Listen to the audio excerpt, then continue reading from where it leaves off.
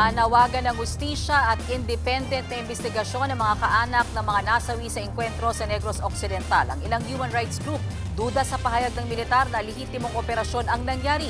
Nasa frontline ng balitang yan, Simon Gualvez. Hustisya para sa Negros 19!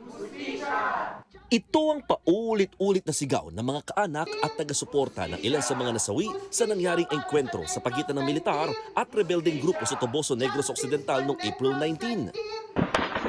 19 ang napatay sa insidente.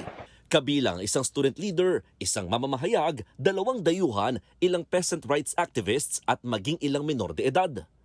Mariing kinundina ng National Union of People's Lawyers ang pagkakadamay sa mga sibilyan sa operasyon ng Philippine Army. What happened in Toboso is a massacre. There are blatant violations of the principles that should apply in an armed encounter. Visiting communities, documentation, solidarity, these are not crimes. Masama naman ang loob ng ilang naulilang kaanak sa natatanggap pang panghusga at panlalait. Kaya napakasakit sa aming pamilya. Pinagtatawanan sila. Tinatawag silang corned beef. Hindi man lang ma-justify yung mga bagay na ginawa niya sa bansang to. Kahit ang kapatid ng isa sa mga nasawing PhilAm, ipinagtanggol ang pagkatao nito. Lyle could have stayed home in the States with the comforts of his middle-class life. Instead, he chose to spend weeks living with peasant communities, learning about their lives and their struggles.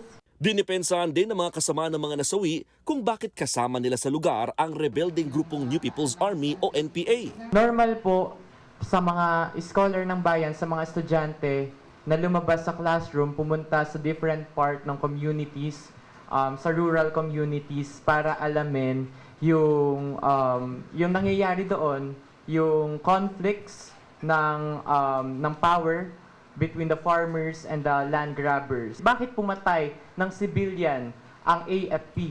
So I think that's the question na dapat nagde-delve on tayo. Nauna nang nanindigan ng Armed Forces of the Philippines na isang legitimate encounter ang nangyari. Pero duda rito si human rights lawyer Nery Colmenares. Akala ko sinasabi niya miyembro ng NPA, tapos hindi niyo pala na-establish pa ang relasyon ng mga sibilyang ito sa sinasabi niyong NPA. Kaya nakakagulat. Halos 10 araw na, marami pa pala kayong hindi ma-establish, tapos pag mag-press release kayo, member, encounter, terrorist. May gumugulong ng investigasyon sa Toboso encounter ang Commission on Human Rights. Pero humihiling pa rin ang mga naulila ng isang independent investigation para mas bigyang linaw ang nangyari. Nagbabalita mula sa frontline, Mon Gualvez, News 5. Mga kapatid, Mean Los Baños po, huwag magpahuli sa mga balita at impormasyong dapat ninyong malaman. Para sa mas malawak na balitaan at diskusyon, mag-follow at mag-subscribe na sa social media pages ng News 5.